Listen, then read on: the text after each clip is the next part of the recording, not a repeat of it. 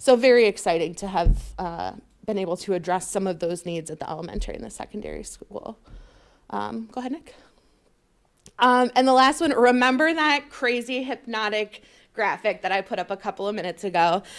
This one is truly a foundational one. This one is truly like one of those ramps that those red dots rolled down. At both schools, they wanted to really be able to access student data and use it to make informed decisions. At the elementary school, they were specific and they said they wanted staff to put student office and classroom referrals into school tool.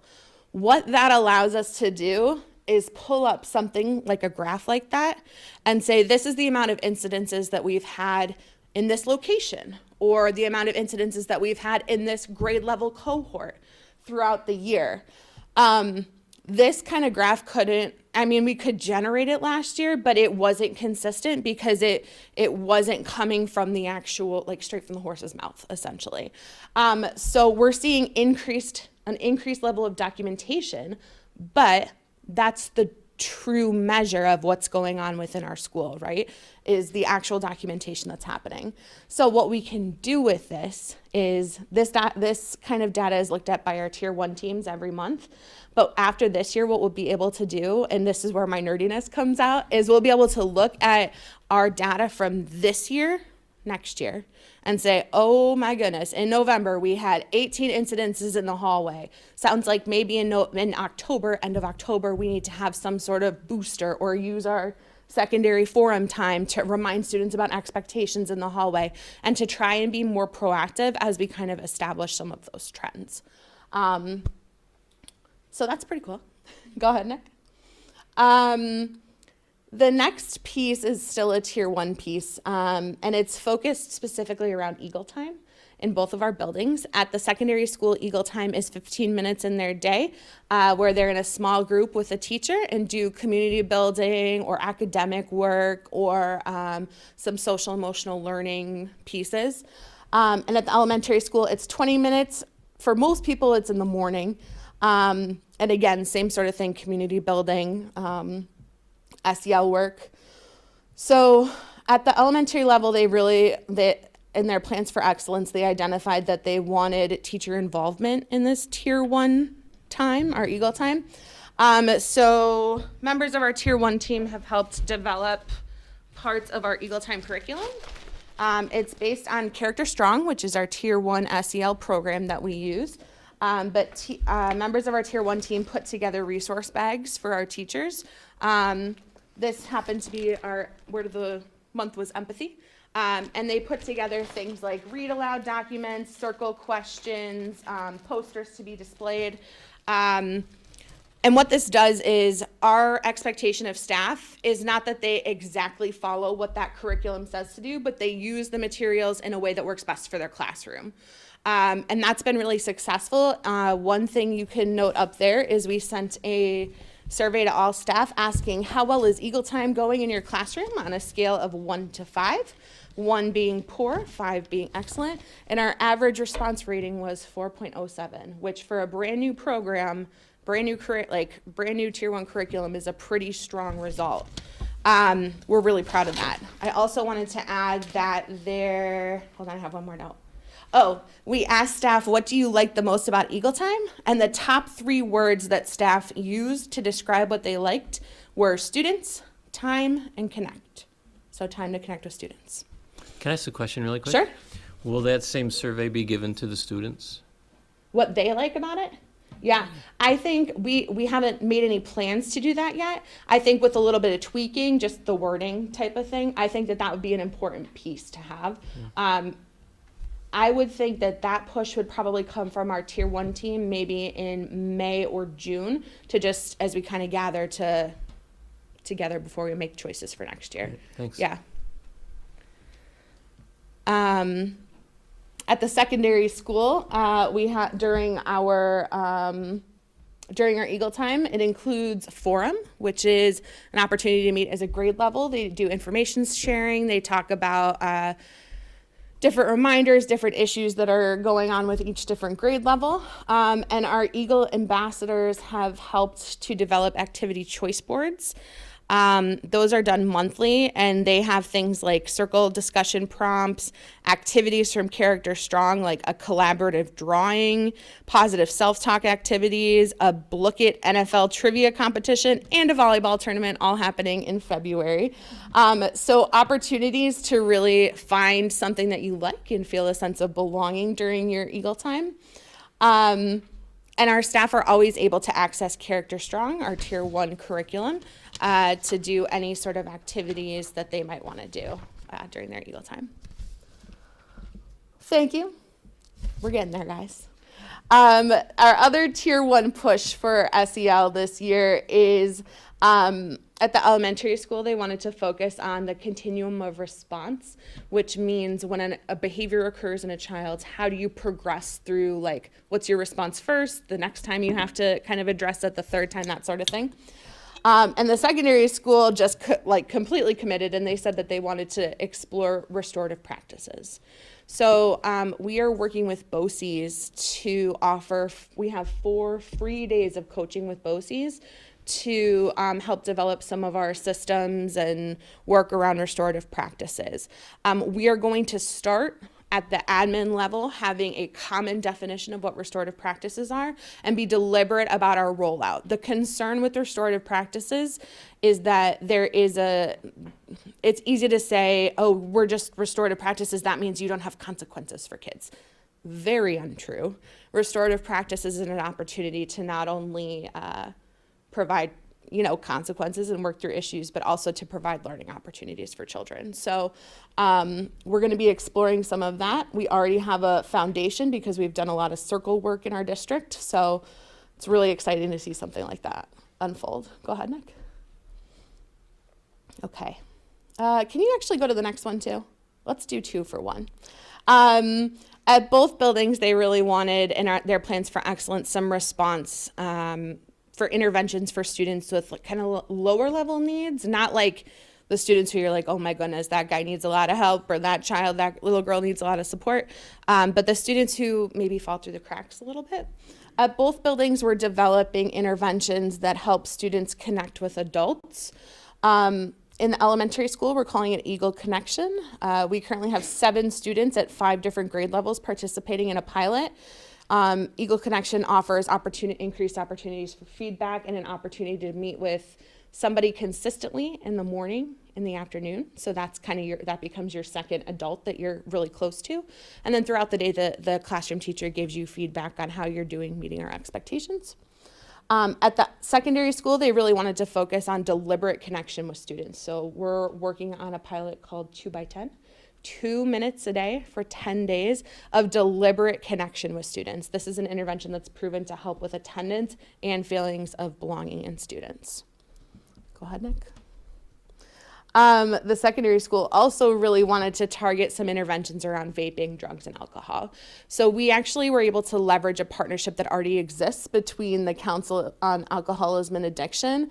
Dawn Jansen is based in our district, and she has done some work with students during their forum times for just general awareness about vaping dangers. But she's also working with some students who are on principal agreements for second or third, fourth vaping offenses, and working with them one-on-one through a specific prevention curriculum as well. So providing some options for students with those types of needs. And I think, that graphic that I showed earlier was focused on foundation. So when we get to tier 3, we think really highly individualized, really heavily resource intensive. That can be difficult to reach when you don't have a solid foundation, but we have 2 really great points of pride that we're continuing to work on and develop. One is our partnership with the Family Support Center. They are run through BOCES, and they offer short-term goal-based counseling for families. This is the first time ever that the partnership that is existed for at least 4 years, that we've had a wait list. So we're referring the right families. Families are engaging. That partnership between us and the Family Support Center is really starting to see results. Tracy Lewis is the director there, and she was over the moon when we last chatted. So that's exciting to see. And we're also in the throes of working through food delivery over break. This year we had over 100 families self-identify that they needed some support with food insecurity over the break.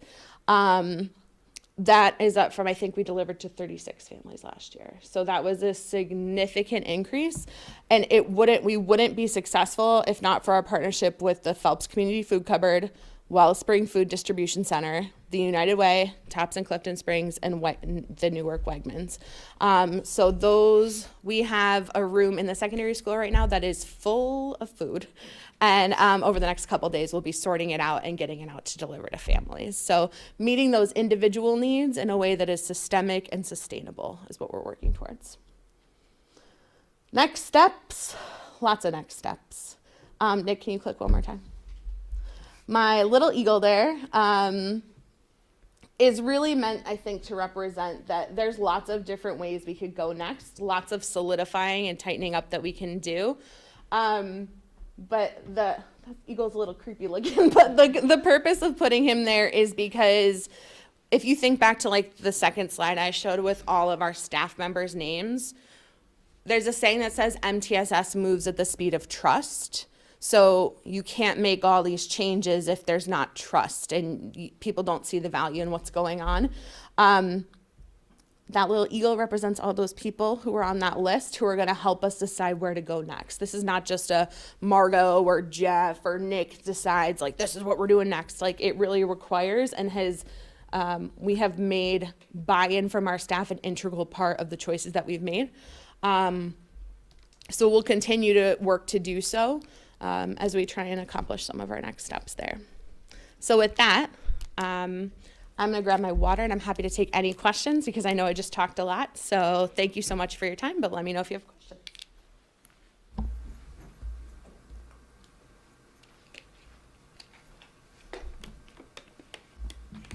I mean, this is super exciting. It really, I mean, consistency is key, right? So Yeah. I'm excited. it's, Great job. yeah, our teams are, I mean, couldn't be more proud of our team, so. I think it'll be really interesting to get to see the data next year and what that looks like, and I think it's really great. Good job. Thank you for your time. Thank you both.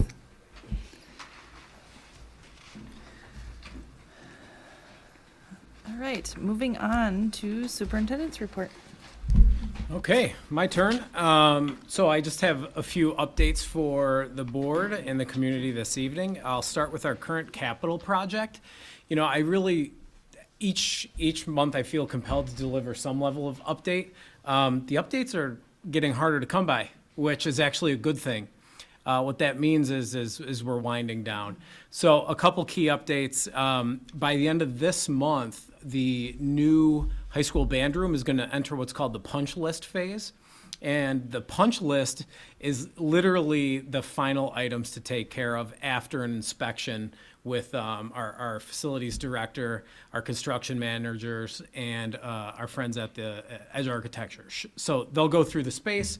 They'll come down with the final little last minute items for the contractors to finish and polish off. And then that space will be turned over sometime after March 1st. So I'm not going to commit to a specific date because you know how construction projects go, but we're getting close on the new band room there.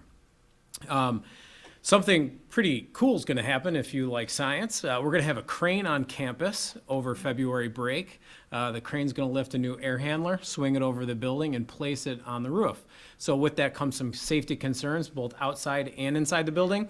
So if you come to campus over February break, you might get directed in a different entrance that you might normally go, or you might not be able to go into specific areas for a period of time. It's not going to take very long, but just limited disruptions when the crane's on campus to swing that new air handler into position.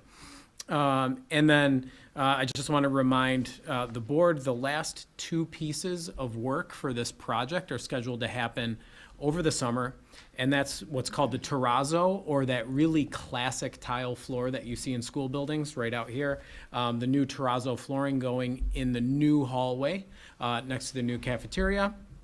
And then we did notice that there was some level of mistake made in the installation of the new floor in the cafeteria.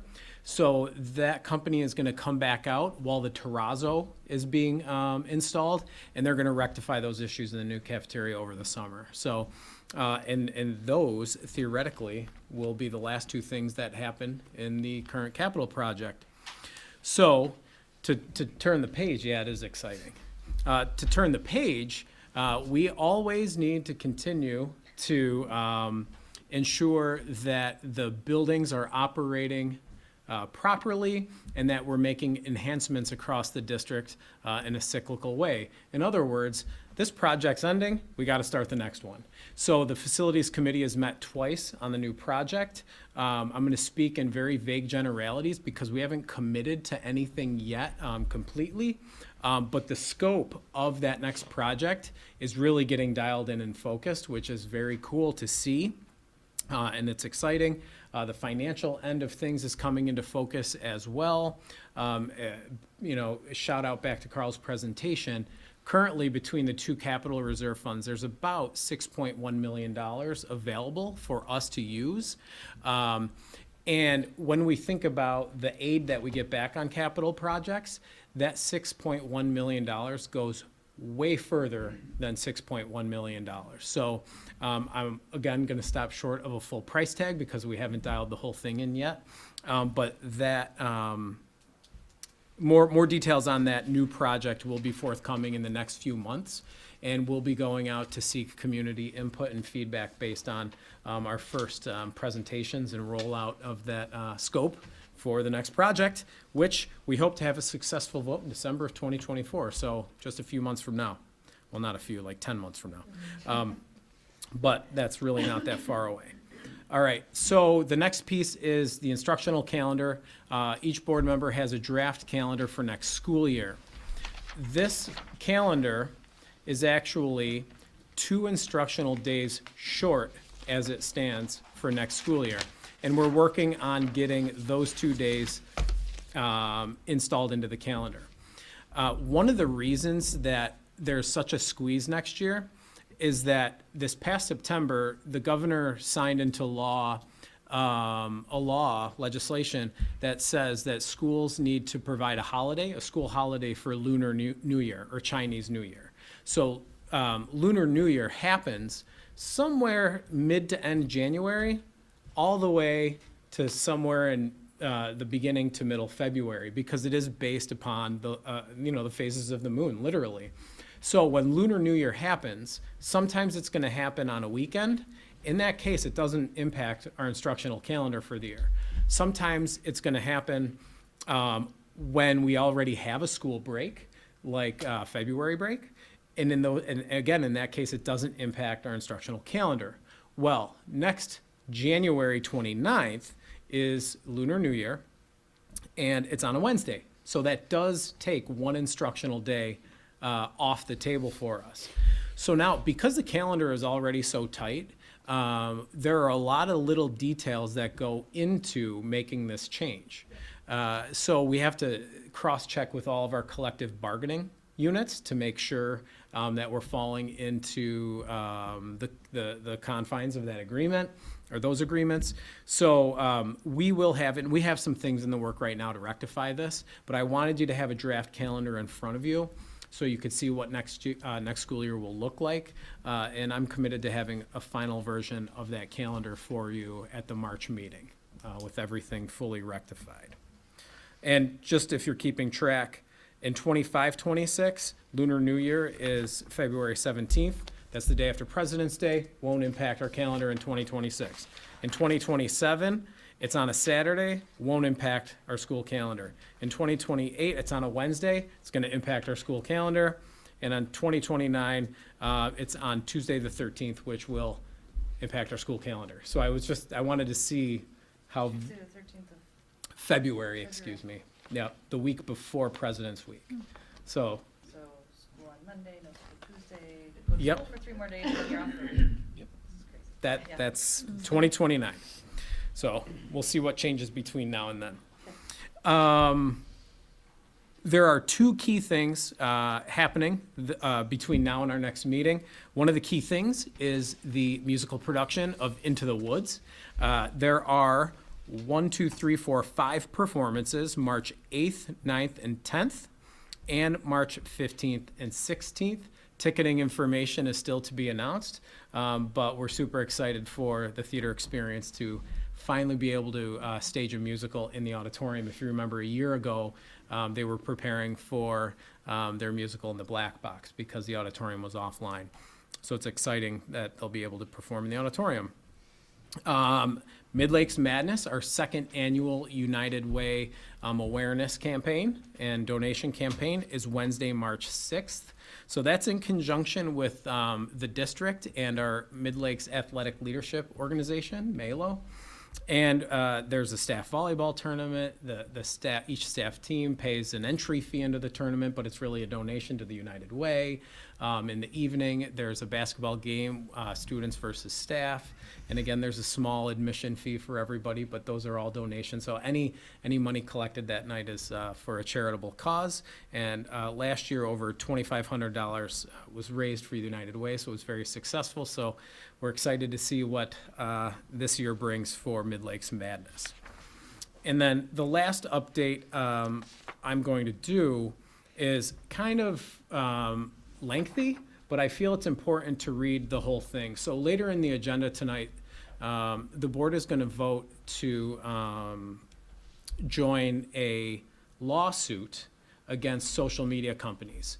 There's literally hundreds of districts around the country that are joining, it's called a mass tort lawsuit, against several social media companies. So I wanted to make sure I read the resolution as printed in the agenda tonight, because I think it's worth people hearing. So it says, whereas the Surgeon General of the United States Public Health Service has issued an advisory on social media and youth mental health, which calls attention to the growing concerns about the effects of social media on youth mental health, emphasizes that, quote, now is the time to act swiftly and decisively to protect children and adolescents from risk of harm.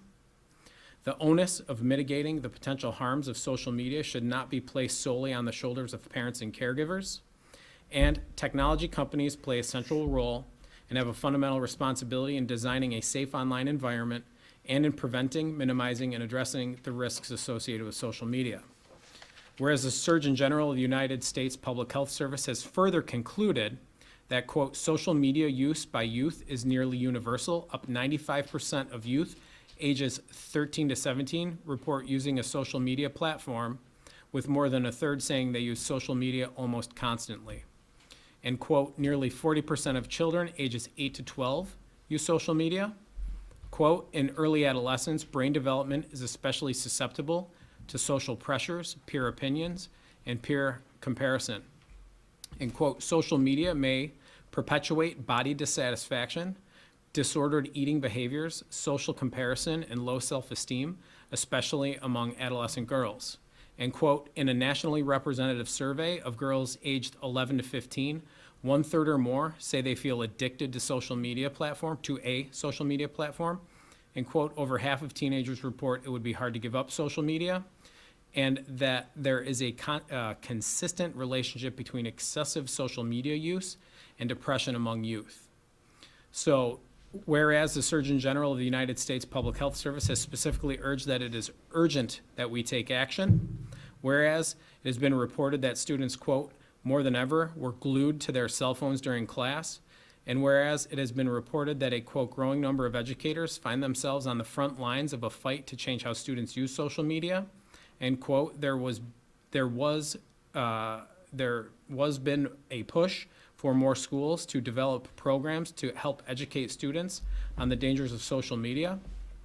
And whereas the Phelps-Clifton Springs Central School District has and continues to experience significant problems with students' use of social media, which among other things has created a substantial and ongoing interruption of and disturbance to its educational mission, has resulted in the diversion of substantial resources in an attempt to abate and prevent such use and its results harm, and 3, poses a significant risk to the health and well-being of its students, And whereas the school district is a leader in education excellence, whose faculty and administrators care deeply about the education and well-being of their students, now therefore be it resolved that the school district, that the Board of Education authorizes the law firm of Wagstaff and Cartmel, LLP, and Farrar Forenza PC to initiate litigation and file suit against any appropriate parties to seek compensation to the school district for damages suffered by the school district and its students as a result of the development, operation, and marketing of social media platforms, and to seek other appropriate relief. The school district hereby authorizes its superintendent or their designee to sign all appropriate documents and free agreements on behalf of the school district. So it's essentially saying that unregulated social media has presented a significant risk to our children and has put an undue burden on districts to work through it. And there are, I'm not going to say all, but nearly all districts in the Wayne Finger Lakes BOCES have joined this lawsuit, and it would be my recommendation that we follow suit as well. All right, so that's all I have for a superintendent's update. Thank you.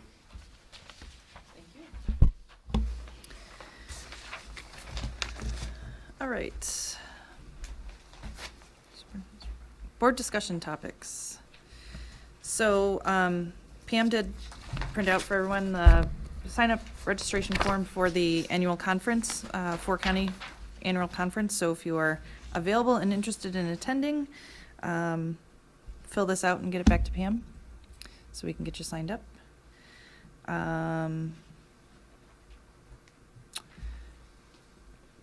Deb, do you want to give us an update on the policy committee? I'm trying to think if there's any other committees that I'm skipping over, but we've done some. Okay, go ahead. Perfect. Thanks to Pam, the policy committee was able to meet with our Erie One BOCES consultant last Monday. Oh, can you turn your microphone on? Well, I'm not starting over. Yeah, I will, actually. You're good. Thanks to Pam.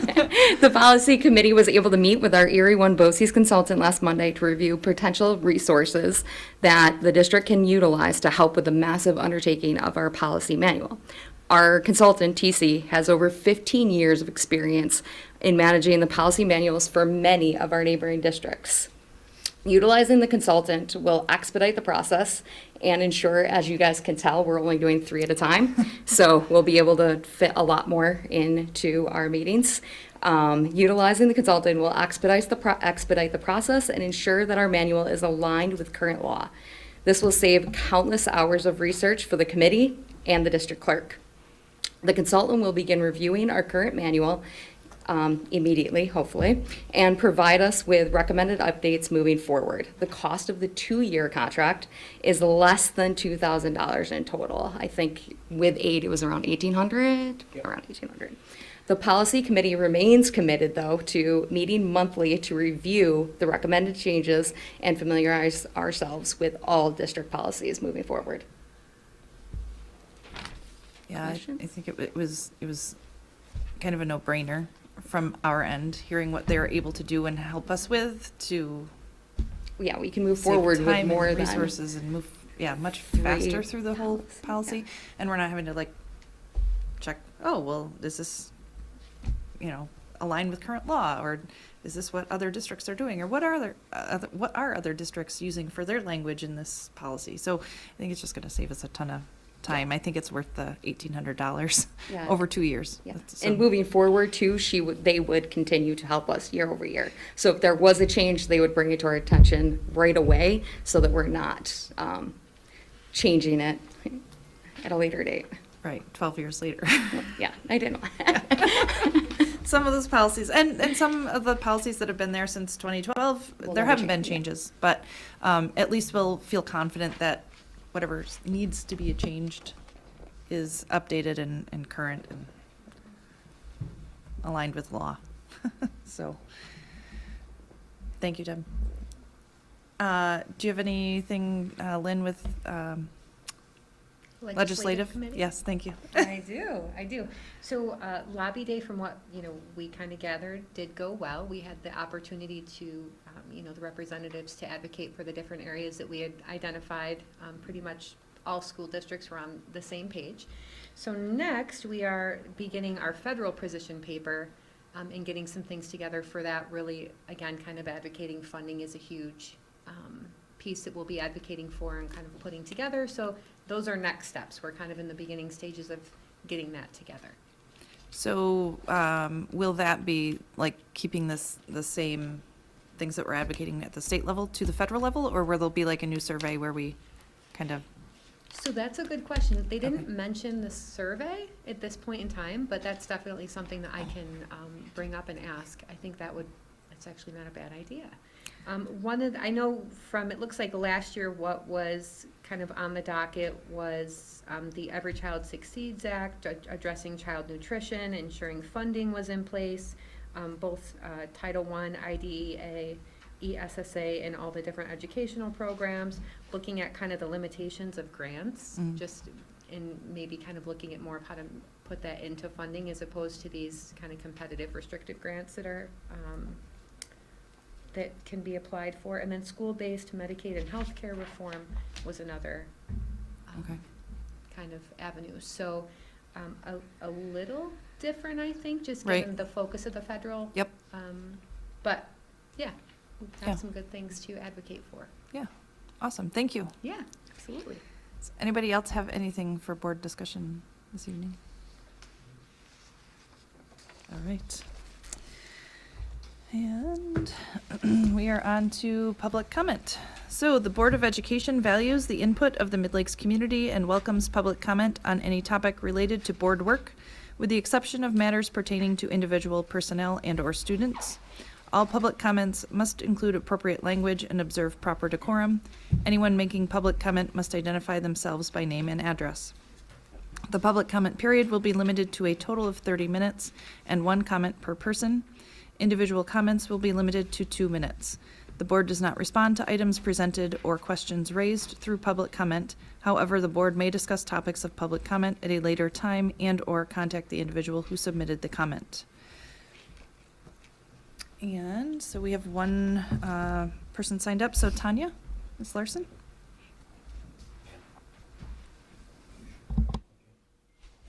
My name is Tanya Larson.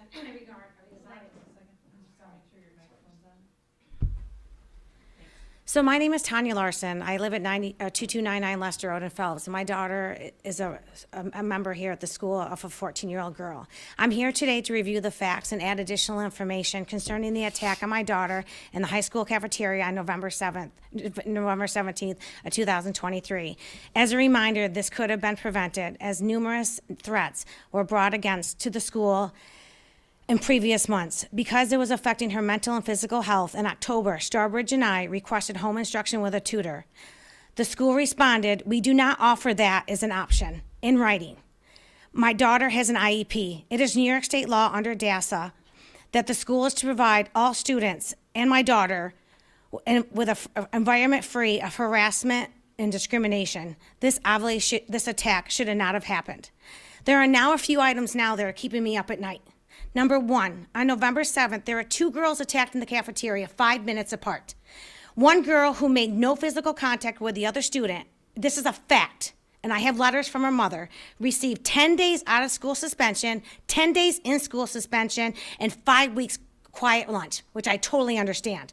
Now, my daughter was physically attacked, unprovoked, and premeditated. The bully was wearing 4 rings, a ring on each finger, and hit my daughter in the back of the head, the neck, the face, and the eye 8 times while she was screaming, "Stop." My daughter was sent to the ER, was bruised, swollen, and received a broken eye vessel. That student received 5 days of out-of-school suspension, and she has the privilege of never once not having lunch in that cafeteria. These differences consequences are deplorable and discriminatory. The second issue I have right now, this event was caught on the school's cafeteria camera. Mid-Lakes and their attorneys have blatantly refused time and time again to share this footage. It is by law. The Lorgan Levy attorney that I hired has filed more motions to demand the video, and they've also requesting the school pay for my legal fees for disregard for the law. We will get that video. We will no doubt win. is it's pretty crappy about the wasted of tax dollars just to get a video that we are entitled to. This shows clear neglect. To make matters worse, the school continues to drag out the lawsuit, but you will not break me and my family mentally or financially. You will not bully me anymore. Third, I'm not sure if you're aware, but the girl's best friend that beat my daughter up in the high school cafeteria has made numerous threats in the past month. She made a hit list, a cornball hit list, that she wanted 10 students dead. I reported it to the school. A day later, and I have facts, and they were presented to the Ontario County Police as well. She named 2 students that she said she was planning on killing. Named 2 students by name. One of them was my daughter. She received 1 day ISS and 1 day in-school suspension. This is a fact. The following days later, she posted a pic of herself on social media stating, and sorry for my English, "Me cuz I'll send that threat again because I don't care. Get me suspended again because I don't care. None of you even got dads. Ha ha ha." It's pretty funny that my daughter's biological father left her when she was 6 years old. That 9th grader is still walking our hallways every day. My last thing that keeps me up at night, and I didn't realize this until how bad it was until speaking to my doctor and her counselors. Immediately after the fight, Caitlin's math teacher was on duty in the cafeteria.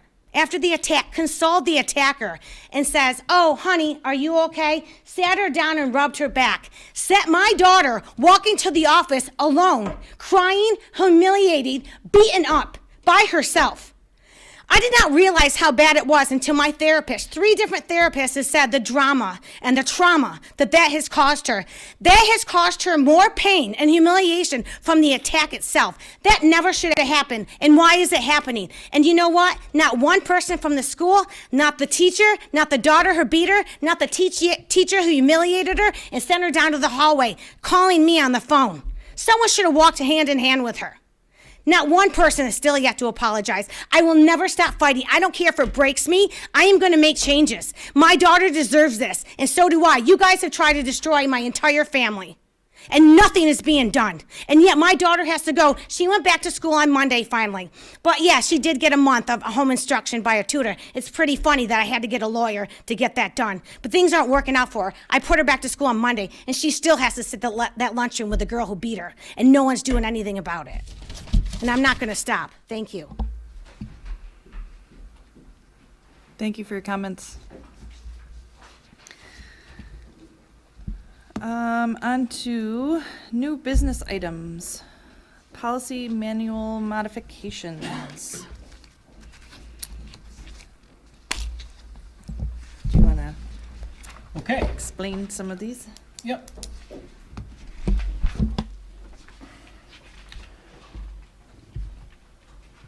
So this slide has become rather routine. Our last meeting was on February 5th. Our next meeting is on March 11th. I almost called that Pi Day. I would have been wrong because Pi Day is March 14th. Yeah. So this slide was a placeholder for our engagement with the consultants at Erie One BOCES. Thank you, Deb, for explaining that to everybody. I'm pretty excited about it because what that means is we're going to have a more comprehensive update sooner than if we continue on our current trajectory. So we don't have any first reads tonight because we spent our last meeting actually getting organized with Erie One BOCES. And just to elaborate on what Deb had mentioned, we already have like an 8-page questionnaire that Pam and I are going to sit together and fill out tomorrow. To provide Erie One BOCES with basically the most foundational information they need to do their first batch of reviews for us. So we're already moving along with Erie One. So no first reads tonight. Our second read has to do with a boilerplate policy, Policy 6190, and that's our workplace violence prevention. So just a quick refresher on this. Back in 2006, labor law, section 27B, compelled all public employers with 20 or more employees to institute a workplace violence prevention program. Public schools were exempt from said law until recently. Now we are also compelled by this law to comply. We have had one meeting with a workplace violence prevention assessment committee.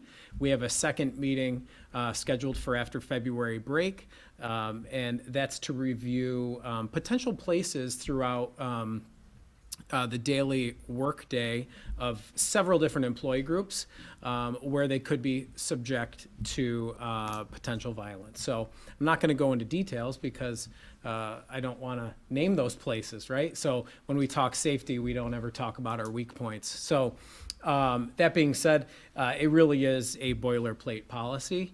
And the two folks that should receive any reports of workplace violence, which is the only customizable part of the policy, are Carl and I.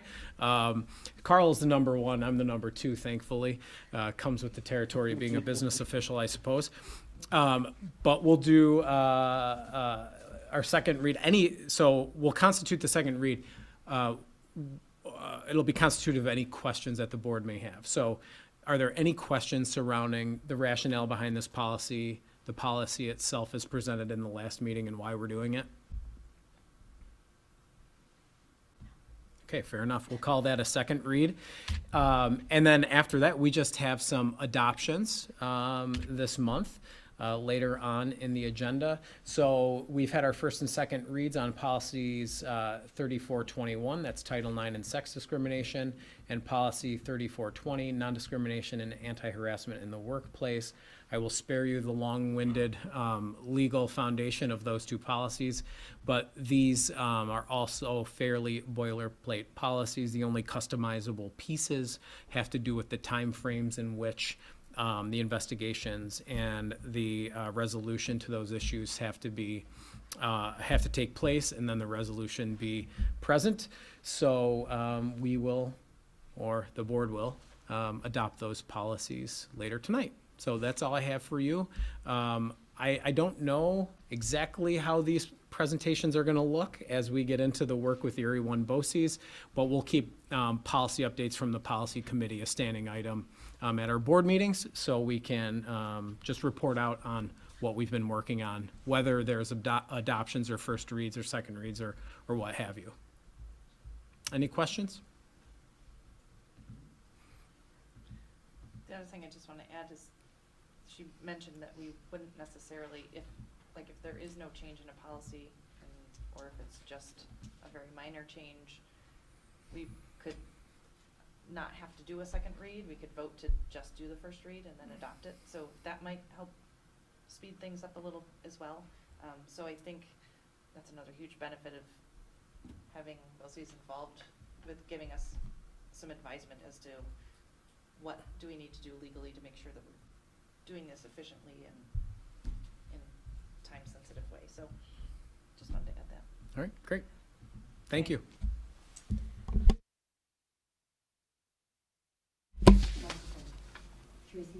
Microphone. Sorry. Is there a motion to approve the policy readings and modifications as presented? So moved. Is there a second? Second. Any discussion? All those in favor of the policy readings and modifications as presented, say aye. Aye. All of those opposed? Motion carried. All right, on to contracts and agreements.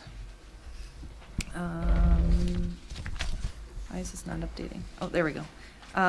Is there a motion to approve the contracts and or agreements as presented? So moved. Is there a second? Second. Any discussion? All those in favor of the contracts and or agreements as presented, say aye. Aye. Aye. All those opposed? Motion carried. The agreement and general release. So, is there a motion to approve the agreement and general release with a permanent employee? So moved. Is there a second? Second. Any discussion? All those in favor say aye. Aye. Aye. All those opposed? Motion carried. The resolution authorizing litigation against social media companies that Nick explained earlier. Is there a motion to approve the resolution authorizing litigation against social media companies as presented? So moved. Is there a second? Second. Any discussion? All those in favor say aye. Aye. Aye. All those opposed? Motion carried. And Mid-Lakes fundraisers. I have cookie dough to help sell. Is there a motion to approve the fundraisers as presented? Is there a second? Second? Any discussion? All those in favor of the fundraisers as presented, say aye. Aye. All those opposed? Motion carried. If anybody wants to buy some cookie dough, let me know. On to personnel items. If no one objects, I'd like to block items A through C. So is there a motion to approve the appointments in items A through C as presented? So moved. Is there a second? Second? Any discussion? All those in favor say aye. Aye. All those opposed? Motion carried. And I'd like to block items D through F. It's unpaid leave, resignations, and intent to retire. Is there a motion to approve items D through F as presented? So moved. Is there a second? Second? Any discussion? All those in favor of items D through F as presented, say aye. Aye. All those opposed? Motion carried. And on to adjournment and executive session. Is there a motion to adjourn the regular board meeting for the purpose of entering into executive session for the purpose of discussing matters leading to the employment, discipline, dismissal, or removal of a particular person and contract negotiations? So moved. Is there a Second? second? Thank you. Any discussion? All those in favor of adjournment, say aye. Aye. All those opposed? Motion carried. We are adjourned.